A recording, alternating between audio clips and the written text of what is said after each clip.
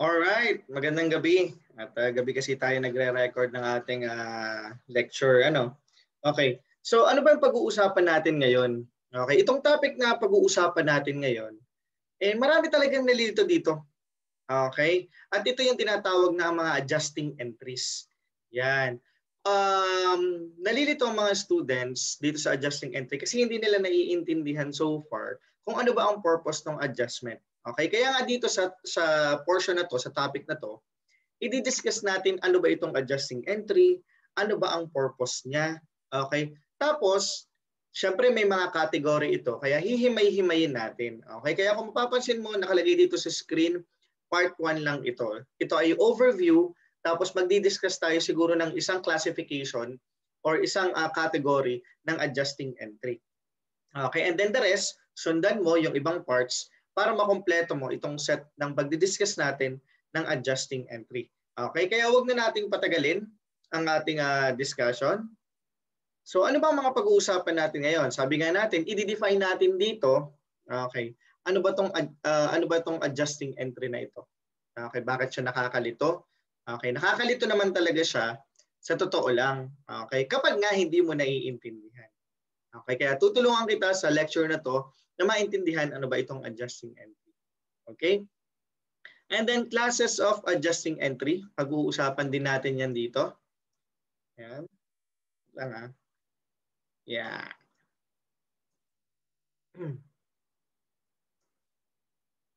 Yeah. Okay?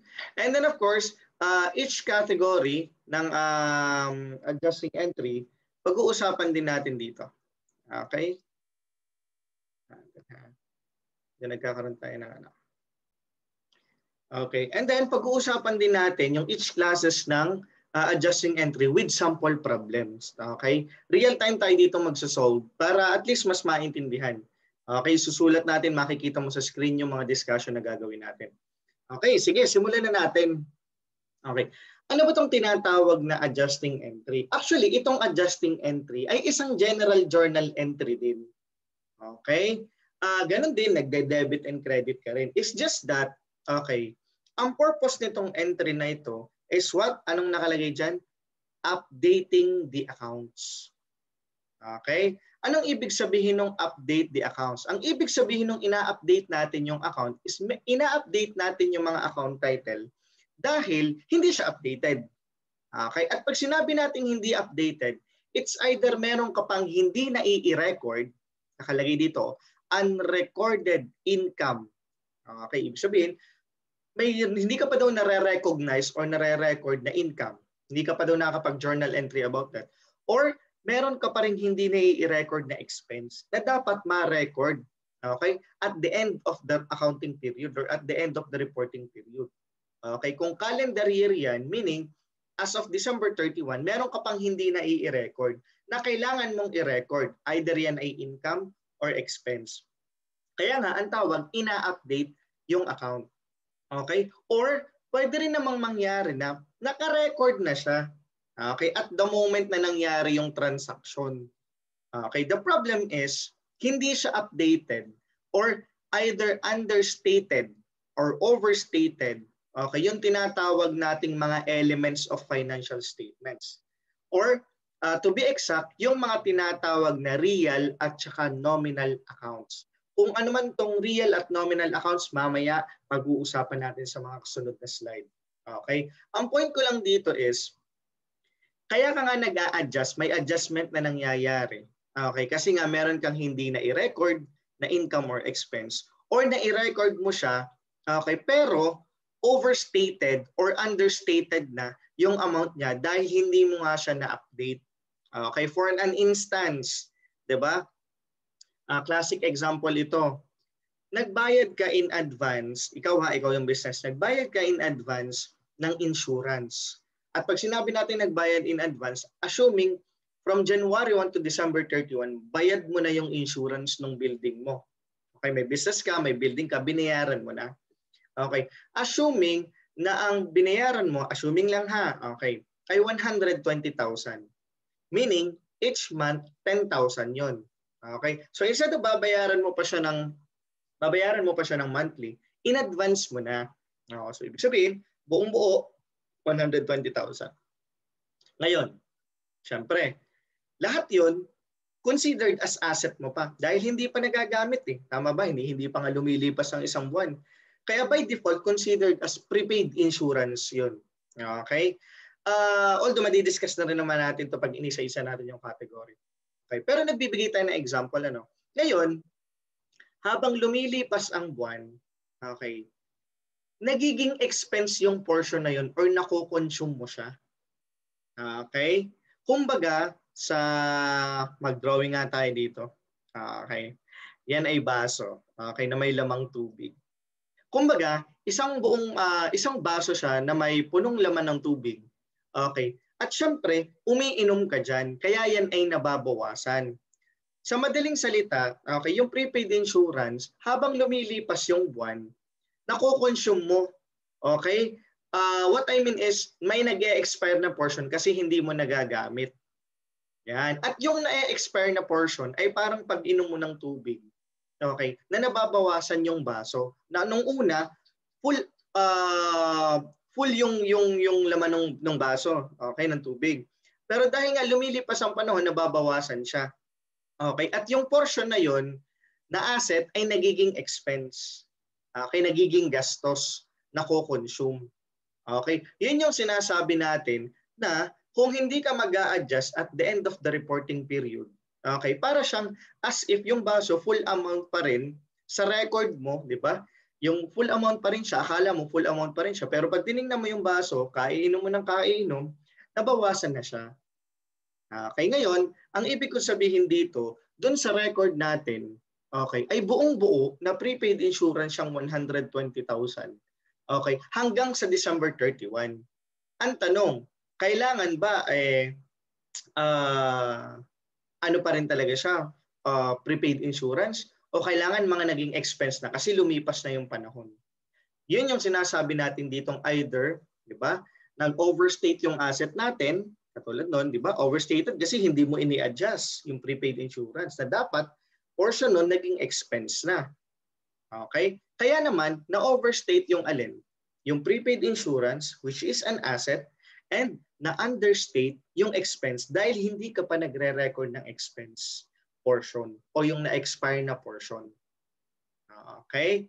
At kung mapapansin mo, may binanggit siya ritong real and nominal account. Sabi nga natin, mamaya i-discuss natin kung ano man yan. Okay? That is the concept of adjusting entry to update the account titles na dapat i-update. At tuwing kailan daw ito ginagawa? Done at the end of the reporting or accounting period before the financial statements preparation. Okay, bago ka daw gumawa ng FS, ng financial statement, which is the final output ng isang bookkeeper or ng isang accountant, i-adjust mo muna ang mga dapat i-adjust. Okay? Ngayon, kung ikaw ay naka-calendar period, okay, ibig sabihin from January 1 to December 31, okay, ibig sabihin as of December 31, i-a-adjust mo na daw yung mga dapat i-adjust. I-a-update mo na daw yung mga dapat i-update. Okay?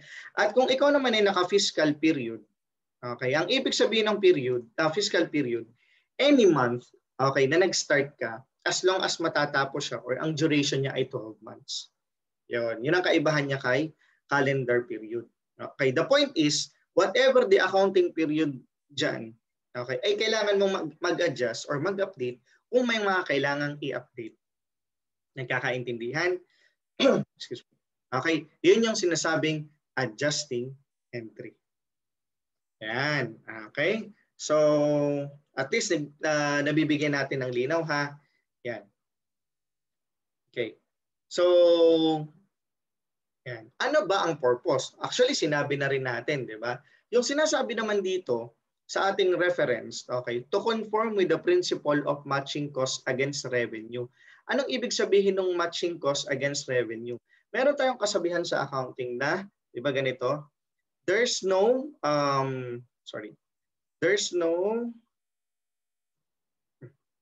sumulat. Okay. There's no gain, okay, without pain. Ang ibig sabihin, okay, minamatch nga natin yung kung wala kang gastos, okay, malamang sa malamang wala kang revenue, 'di ba? Kasi namumuhunan ka, 'di ba? Gumagastos ka para kumita. Okay. Ang point natin dito is meron kasi ng mga expense na hindi nare-recognize. However, nag-recognize ka na ng income or nag-recognize ka na ng revenue. Okay, so unfair naman kung hindi magkakaroon ng or magre-recognize tayo ng updated expense account, okay, at hindi mo rin siya mai-match dun sa ating revenue kung hindi mo nga siya mare-recognize or hindi mo siya ma-update. Kaya isa sa mga purpose ng adjusting entry ay i-match mo yung cost against revenue. At yun naman talaga yung ideal principle talaga sa accounting. Okay? Ano pa? Okay, number 2, to arrive at the correct valuation of the asset and liabilities. Kasi nga, di ba nga katulad nga nung in-example natin kanina, okay, nagbayad ka ng insurance for the whole year. Okay? Ngayon, dahil ni-recognize mo siya or ni-record mo siya as prepaid insurance at ang prepaid insurance, okay, ang prepaid insurance ay alam naman nating asset, di ba? Okay, ngayon, pagkatapos ng isang taon or at the end of the reporting period or the accounting period, asset pa rin yun na nandun, which is dapat may portion na nag-expire. Okay? Kaya nga, ang nangyayari, hindi correct ang valuation o sa madaling salita, hindi tama yung value ng asset natin na naandun. Same thing with, okay, bakit liability? Halimbawa, okay, ikaw naman ang nagpaparenta, negosyo mo ang magparenta. Yung customer mo o yung tenant na umuupa ay nagbayad na sa iyo ng for the whole year. Okay, assuming ganun din ulit yung amount, 10,000 per month. So a total of 120,000.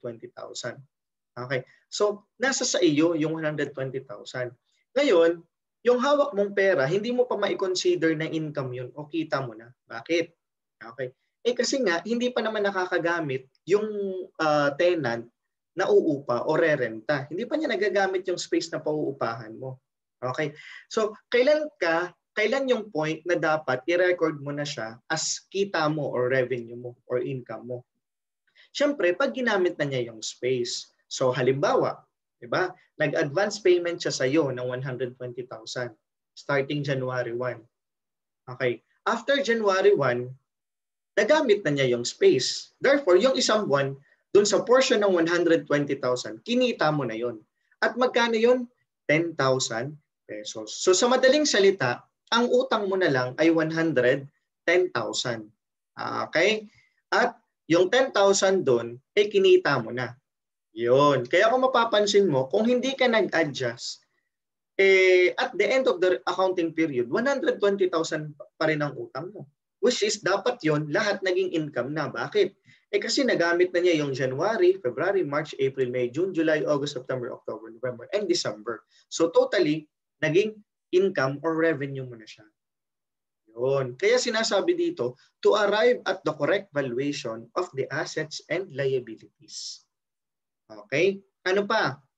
To arrive at the correct determination of the owner's equity. Tatandaan mo na ang ating equity, okay, ay affected ng revenue at saka ng expense.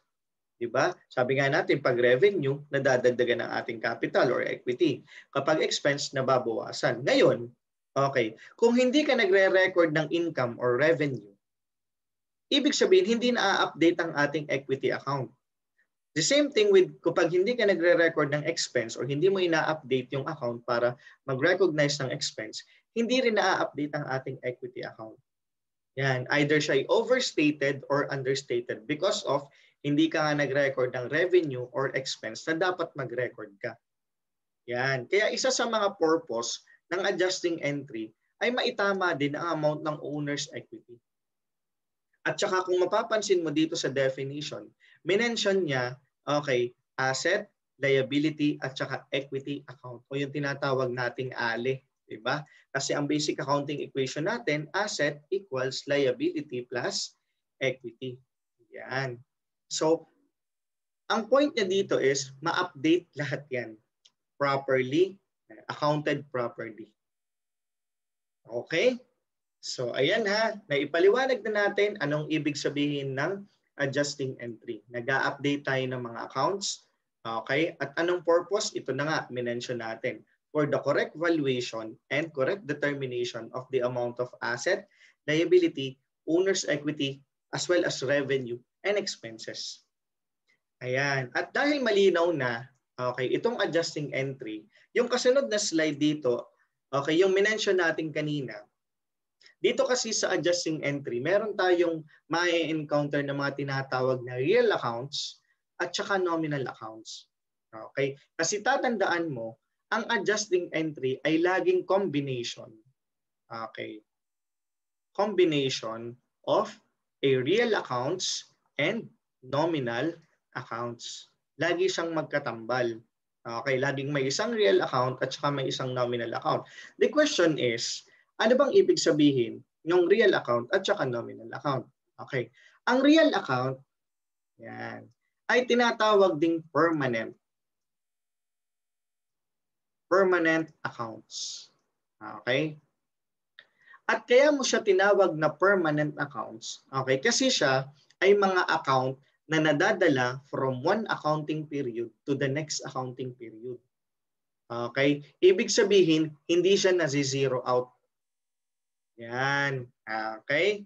So, ang example nito ay yung mga tinatawag nating balance sheet accounts. Yan. Okay? Actually, tinatawag din siyang balance sheet accounts. Yan. So, itong mga balance sheet accounts, katulad ng halimbawa, cash, ano pa, accounts receivable, inventory, yung mga yan, di ba? Prepaid, prepaid insurance, yan, di ba? Yung ating mga land, building, lahat yun, real accounts ang classification. Okay? O kaya nga tinatawag siyang permanent account. Okay? Naandun siya at nadadala mo siya from one accounting period. Halimbawa, 2020 ngayon. So sa recording next year, 2021, nandun pa rin siya. Okay? Kaya tinatawag siyang permanent accounts or balance sheet accounts. Yan. Okay. Ngayon, meron din naman tayong tinatawag na nominal accounts. At ano naman yung nominal accounts? Kung merong permanent, malamang merong temporary. Diba? Yan. Itong mga temporary accounts na sinasabing ito, okay, kaya nga siya temporary, ibig sabihin, sa isang accounting period lang siya. Hindi mo na siya madadala sa susunod na accounting period. At normally, ang example nito ay yung mga tinatawag na income statement account. Okay? At alam naman natin, ang income statement account ay dadalawa. Diba? Okay? Yung tinatawag nating revenue, yung income natin, okay, at saka expense. Okay? Yan. Kasi 'di ba pag kumita ka ngayong taon, okay, the next year panibagong determination na naman ng expense at saka revenue mo. Yan. Kaya tinatawag din siyang income statement accounts. However, hindi lang naman income statement accounts ang kino-close or hindi naki-carry from one accounting period to the next. Sinasama mo na rin sa temporary accounts yung ating drawing accounts o yung withdrawal accounts, di ba? Yan. Itong withdrawal accounts, hindi siya income statement account. Kaya actually, balance sheet account ito eh. Di ba? Pero, temporary lang siya. Dahil itong drawing o yung withdrawal ng owner, ikino-close mo rin naman kasi siya sa capital. Okay? At yung capital, yun yung nagiging permanent account.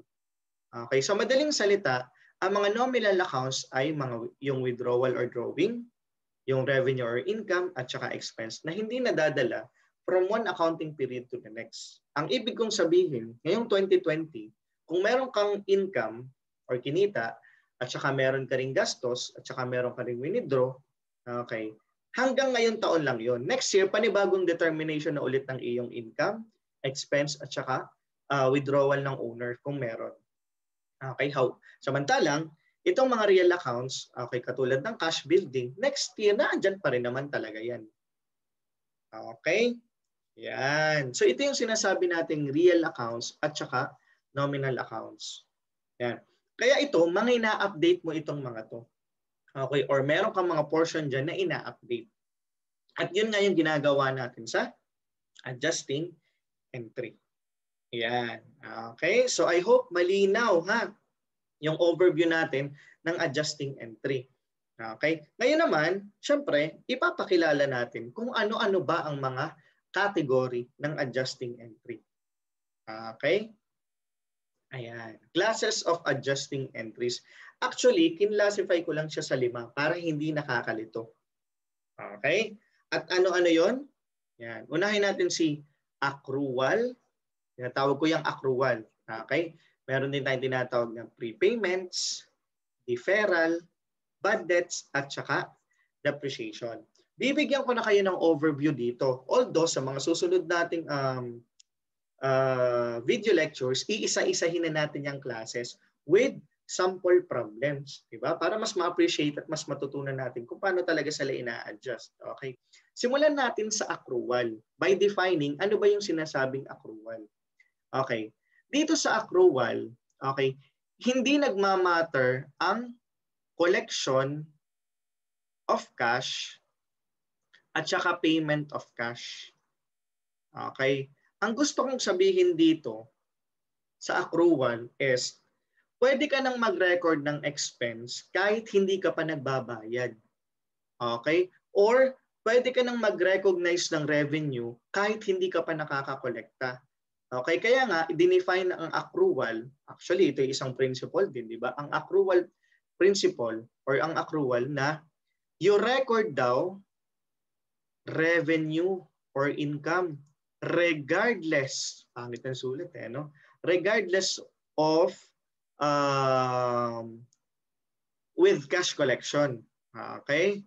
Regardless daw kung nakakolekta ka ng pera, as long as okay, kung ikaw ay service business, as long as nakapag-render ka na ng service, kahit hindi pa nagbabayad, okay, itong client natin, you recognize revenue on that. Yun nga lang, receivable pa ang tawag. Okay? O ibig sabihin ko, kolektahin mo pa lang. Kaya you record or you recognize revenue regardless of whether it is collected. Okay? Yan. At ang tawag doon sa sinasabi natin yon ay yung tinatawag na accrued income. Yan. Okay? Mga income na na-earn mo na, okay, hindi mo pa nga lang nakokolekta.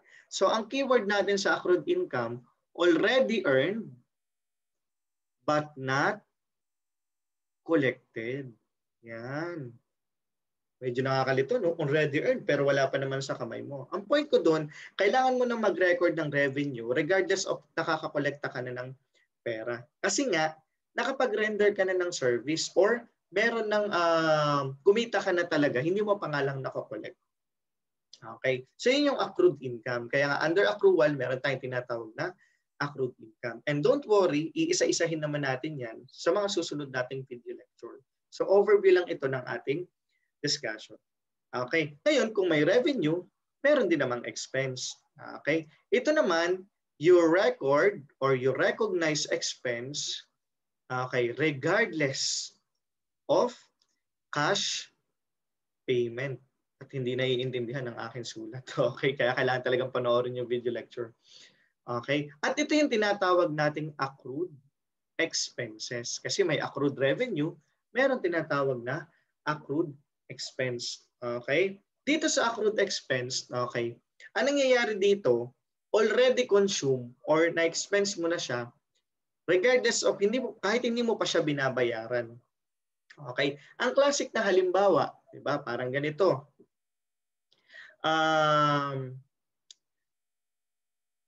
Tuwing kailan ka nakaka-receive ng billing ng kuryente ng consumption mo ng December. Example, December 2020 ngayon. Siyempre, nag-consume ka ng kuryente. Kailan mo marireceive ang billing nan? Siyempre, hindi naman ngayon December kasi hindi pa tapos. Malamang January. Tama ba ako? Okay. The question is, kailan ka ba dapat mag-record ng expense? Yan, yung utilities expense, yung sa kuryente, yung sa tubig, kailan ka ba dapat? Doon ba sa moment na naka-receive ka ng billing ng January next year o nitong taon? Okay. The answer is dapat ngayong taon. Bakit? Kasi ngayong taon mo naman yun kinonsume. Natanggap mo nga lang yung billing the following year. The point is, nag-accrue na tayo doon ng expense, kaya ang tawag ay accrued expense. Okay, nag-record na tayo ng December, diba, kahit hindi pa natin nare-receive, okay, yung billing. Kasi nga, expense naman talaga siya ng December and not January of the following year. Yun. Kaya ang sabi doon sa accrued expense, nagre-record ka ng expense, okay, regardless of kung nakapagbayad ka na. Yan. Okay? Kaya under accrual, meron tayong tinatawag na accrued income or accrued revenue, other term, di ba? At saka accrued expense. Ano ang clue natin dito? Earned for income, consumed for expense, but not yet collected or not yet paid. Kumbaga, wala pang involved na pera, but there is already consumption and earning of income. Nagkakaintindihan po? So, yun yung tinatawag na accrual. Accrued income, accrued expense. Kung paano ito i-account, sa mga susunod na video lecture natin, ipapaliwanag natin isa-isa with sample problem. Okay? Ngayon, itong accrual, kabaliktaran ni number 2 at saka ni number 3. Okay? Actually, pinaghiwalay ko yung dalawa para hindi nakakalito. Although, ito naman, may involved na. Itong dalawang ito ha, meron na yung involved na cash. Okay? Kaya nga kung mapapansin mo yung word, prepayments. Ibig sabihin, may pauna ng bayad. Kaya nga, prepayments. O yung tinatawag nating deferral. Okay? Itong deferral, tinatawag din tong unearned. Okay? Revenue. O yung deferred revenue. Okay? Deferred revenue. Ito namang prepayments, yan yung mga prepaid expenses. Okay? Ipaliwanag natin. Simulan natin kay prepayments o yung tinatawag nating prepaid expense. Ang prepaid expense, nabayaran mo na siya, okay, pero hindi mo pa siya nako-consume. Parang prepaid load, di ba? Pag bumili ka ng card, or di ba noong una card pa ang uso, di ba? Or nagpa-load ka, diba? Yung SIM mo, o prepaid siya, binayaran mo na muna siya kahit hindi mo pa siya nagagamit. Tama ba? Okay, kaya tinatawag na prepaid expenses. So parang nakakalito. Prepaid tapos expenses. Yun nga yun eh. Okay? Asset kasi siya. Okay? Kasi nga, di ba, binayaran mo. May pakinabang. Di ba? By the mere fact na may pakinabang yan, consider that's asset yan. Pero bakit prepaid expenses ang tawag? Kasi nga eventually, pag nagamit mo na yung load, nako-consume siya. Tama ba ako? Nawawala siya. Nagiging expense siya. Yan. May portion na nako-consume or nag-e-expire. Okay? At yung portion na yon nagiging expense. Kaya nga, pagdating sa ang prepayments, di ba, nagbayad ka na, hindi mo pa nagagamit. But eventually, okay, nagiging expense siya. Okay? Habang lumilipas yung panahon or habang ginagamit mo siya. Yun. So, dito sa prepayments, already paid but not yet consumed. Diba? Kabaliktaran ng accrued expense. Sa accrued expense, diba? Already consumed but not yet paid. Sa prepayment, already paid but not yet consumed. And eventually, i-consume mo din. Yan. Okay? So, yun yung tinatawag nating prepayments. Okay? Kung ano man ang detalye ng prepayments, yung mga methods nito, i-discuss natin sa kasunod na video lectures. Okay, punta tayo kay deferral. Ano bang ibig sabihin ng defer? Diba? Or deferral or deferred revenue. Okay, ito, diba? Nasa kamay mo na yung pera. Collected na. Hindi mo pa nga lang siya ma-record as revenue, kundi inire-recognize mo siya as liability by default. Okay, kasi halimbawa, ikaw, nagpaparenta ka ng apartment. Ako yung uupa. Nag-advance payment na ako sa iyo kahit hindi pa ako nakakagamit. Diba? So ikaw, hawak-hawak mo yung pera, imagine mo. Assuming nga, binayaran ko na yung 1 buong taon. So hawak-hawak mo yung pang 1 buong taon. Okay? So considered yon by default na utang mo. Bakit utang? Kasi diba, ang utang mo sa akin, ipagamit mo sa akin yung uupahan ko kasi nag-advance payment na ako. Okay. Kaya nga, ang tawag ay unearned revenue. Ito daw yung mga revenue, diba? Revenue na already collected but not yet earned. Yan. Kung papansin mo, kabaliktaran ng accrued income, di ba? Ang accrued income, already earned but not yet collected. Ito naman, already collected but not yet earned. Ang point natin dito is, hawak mo yung pera, na-collecta mo na, pero hindi mo ma-recognize totally na income dahil, okay, what if halimbawa, meron tayong usapan na pwede ako mag-refund kapag ayoko nang umupa. Halimbawa lang may ganun. So, pwede kong bawiin yung pera sa'yo. O, ay ngayon, ikaw, na-record mo na siya as revenue. Eh ngayon, binalik mo sa akin, so nawala. Diba? Yun yung point natin doon. Na ikaw, hawak-hawak mo yung pera, utang mo pa yan sa akin. Pero hindi mo yun kailangang ibalik.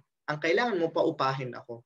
At the moment na gumagamit na ako ng space, halimbawa, nagamit ko na siya ng January, so yung portion ng advance payment ko sa'yo, yun yung ire-record mo na as revenue. Halimbawa, isang buong taon, ang bayad ko sa upa ay 120,000.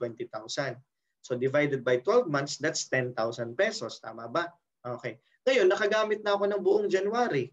O therefore, may 10,000 ka na na-earn out of 120,000. Yan, di ba? Kasi nga nagamit ko na. So kapag tinanong kita, magkano na ang kinita mo sa akin? Kinita mo sa akin 10,000. Magkano pa ang kailangan mong kitain? Kahit hawak-hawak mo na yung cash, 110,000 pa. Okay? And then eventually, pag gamit ko na February, 20,000 na yung na-earn mo. 100,000 na lang, di ba? Yung balance or yung value na kailangan maging income eventually. Yun yung sinasabing deferral. Dini-defer mo daw muna yung pag-record ng revenue. Okay? Di parang inaantala mo muna, dinidelay mo muna. Yan, kaya defer. At saka ang tawag din sa kanya, unearned. Okay, ma-earn mo na lang siya kapag syempre, nakinabang na ako. Kung ako yung customer, di ba? Or ako yung tenant. Yan. So yun yung point, or yun yung explanation about deferral or unearned revenue or deferred revenue. Okay, I hope malinaw yan ha. Tatandaan mo, pag accrual, walang involvement ng cash, pero already earned kung income and already consumed kung expense. Pag prepayments at deferral, may involvement na ng pera. Kung sa prepayment, already paid but not yet consumed. Alalahanin mo na lang yung prepaid loan. Nabayad mo na pero hindi mo pa nagagamit. Okay? Yung deferral naman, okay, nakakolekta ka na in advance pero hindi mo pa siya na-earn as revenue dahil ang utang mo pa doon is ipagamit, halimbawa yung sa rental nga, ipagamit yung space. Okay? Kaya dinidelay mo muna yung pag-record ng totally ng revenue niya. Okay? Although, pagdating sa number 2 and number 3 na marami talagang nalilito, meron tayo ditong mga methods na pag-uusapan. Okay? Which is pag-uusapan natin dun sa mga susunod na video lectures natin. Ayan. For the meantime, overview lang muna tayo. Okay? Number 4, okay, bad debts. Okay? Ano ba yung bad debts? Okay? Kasi ang debts, okay, sa Tagalog, di utang. Okay? Pero sa point of view mo, okay, as negosyante or as business owner, as your business, okay, ikaw ang nagpautang. Yan. And syempre, dumadating yung point na hindi lahat ng pinautang mo or hindi lahat ng receivable mo, okay, ay makokolekta mo.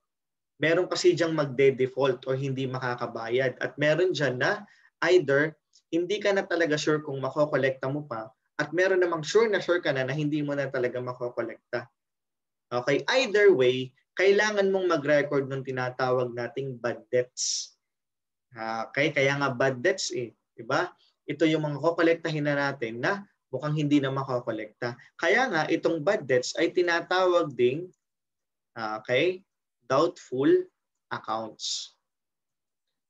Okay, doubtful silent B, baka mamaya kung paano mo ito i-pronounce. Okay, pinaiksi itong doubtful accounts receivable. Sa Tagalog, mga kokolektahin mo, okay, na doubtful ka nang makolekta because of, for an instance, di ba?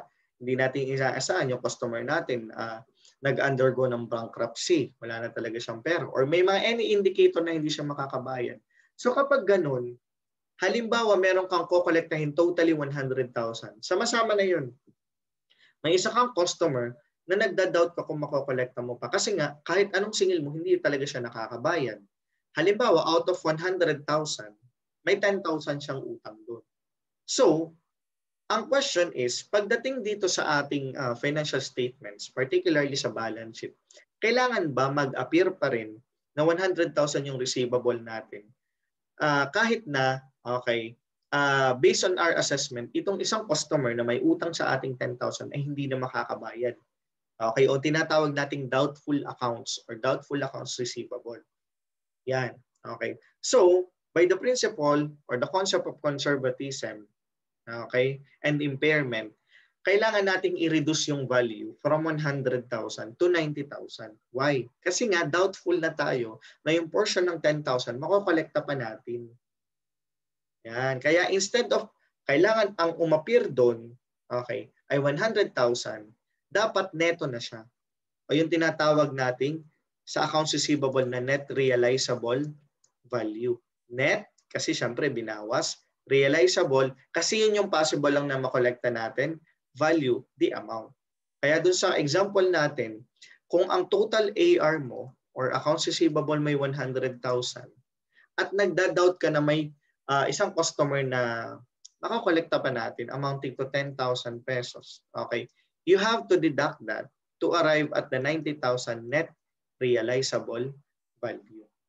Kaya net realizable value, una, neto, binawas mo na yung nagda-doubt kang accounts. Realizable kasi sa tingin mo, based on conservative assessment, ito na lang yung makokolekta mo. Okay? But eventually, pwede rin naman talagang magbayad itong 10,000 na to. Okay? It's just that at the moment in time na na-assess mong hindi siya nakakabayad, we recognize bad debts for that. Okay? Yan. Particularly yung allowance. Although madi-discuss din naman natin ito. Yan. Okay? So that's the concept of bad debts or doubtful accounts. Yan. Doubtful, di ba? Parang nagda-doubt ka. Okay? Nag-iisip ko kung makakolekta mo pa o hindi. Yan. So punta na tayo dun sa fifth category. Okay? Yung tinatawag na depreciation. O itong depreciation ay pagbaba ng value ng ating mga non-current assets, particularly yung mga fixed assets katulad ng building, furniture, equipment. Okay? Bakit bumababa yung value niya habang lumilipas yung panahon? Kasi dalawang bagay yan. Una, kasi dahil ginagamit mo at nagalaspag talaga siya, 'di ba? Okay? At dahil nagagamit, okay, bumababa yung value kasi naluluma, may nasisira, 'di ba? So bumababa yung value niya. Tawag doon depreciation. Or pwede rin namang due to passage of time. Okay, sa paglipas ng panahon, nagiging old model na yan, bumababa na talaga ang value nan. Example na lang natin sa mga computer equipment or sa cellphone, di ba, sa smartphone. Okay, assuming yung company mo, ibinilan mo lahat ng smartphone, yung lahat ng employees. So that would be considered as part of your fixed asset, di ba? Na ginagamit nila for business purposes. Ngayon, dahil may lumalabas ng mga bagong model, okay, model nung brand na binili mo ng cellphone, syempre, yung binili mo nung naluluma na yun, di ba? Kahit nga hindi mo yun gamitin, okay, because of the passage of time, okay, naluluma siya at bumababa yung value niya. Yan. Okay, except for land. Okay, lupa. Kasi ang lupa, instead of depreciate, appreciate. So kabaliktaran, instead of bumababa ang value, normally, tumataas ang value niya. Okay, kasi nga, syempre, nagmamahal yung lupa. Okay? But other than that, the rest, nag-undergo ng depreciation. Okay, generally. Kasi nga, ginagamit natin, naluluma, nasisira. Yun yung tinatawag na depreciation. Yan. Okay? So, recap lang muna tayo. Okay? Para dito sa overview natin. Bakit nga tayo nag-a-adjust? The keyword is ina-update natin yung mga account. Para saan? Okay. Para, una, maitama natin yung mga value ng assets, liability, and equity. Revenue and expense. Kaya ba ma-update natin yung account. Dalawa, meron kasing mga unrecorded accounts, diba? Or unrecorded income or expense na kailangan nating i-record. Tapos, possible na overstated or understated yung liability at assets. Kaya kailangan natin talaga silang i-update or i-update. Okay? Napag-usapan din natin yung real at saka nominal accounts. Pag sinabing real accounts, okay, these are permanent accounts. Accounts na dadadala mo from one accounting period to the next. Katulad nga halimbawa ng cash, receivable, land, building, yan. Okay? While temporary accounts are normally, okay, tatlo yan. Revenue, expense, at saka yung drawing accounts. Which is, hindi mo na siya nadadala from one accounting period to the next. Kasi nagde-determine ka na ng panibagong income, revenue, and drawing sa kasunod na period. Okay? Yun. Kaya siya ay tinatawag na temporary accounts or nominal accounts. Okay? And then, of course, the classes of adjusting entry, we have the accrual. Under accrual, dalawa yan. Accrued income, accrued expense. Anong keyword natin dito? No cash collection, no cash payment, but already earned in terms of income or already consumed in terms of expense. Okay? Kinita mo na, kumita ka na, hindi mo pa nga lang nakokollect. Nagkaroon ka na ng gastos or expense, hindi mo pa nga lang binabayaran. Okay? Kabaliktaran siya ng prepayments and deferral. Ang prepayments, nagbayad ka na, hindi mo pa nako-consume. Kaya tinatawag din siyang prepaid expense. Okay? Kaya prepaid expense, eventually magiging expense siya kapag na-consume mo na or nag-expire na siya. Okay? Or may portion na nag-expire. Pag deferral, okay, ito naman, ikaw ang nakakolekta ng pera instead of ikaw ang nagbayad. Ngayon, itong nakolekta mo, hindi mo pa siya na-earn, okay, as income. Okay, bakit?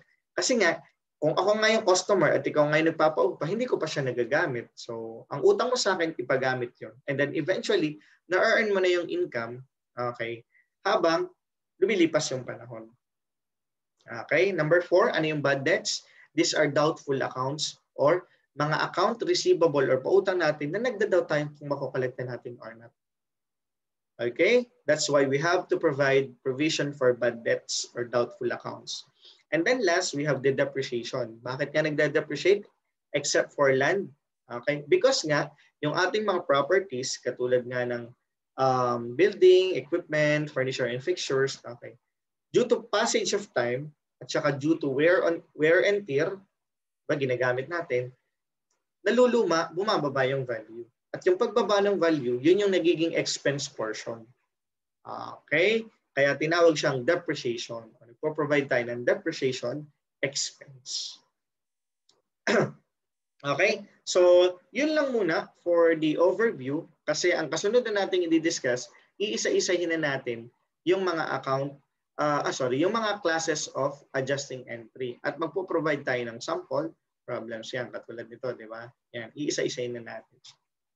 Okay, so I hope malinaw yung ating overview. And sundan mo yung mga kasunod na video lecture regarding adjusting entry. Thank you very much.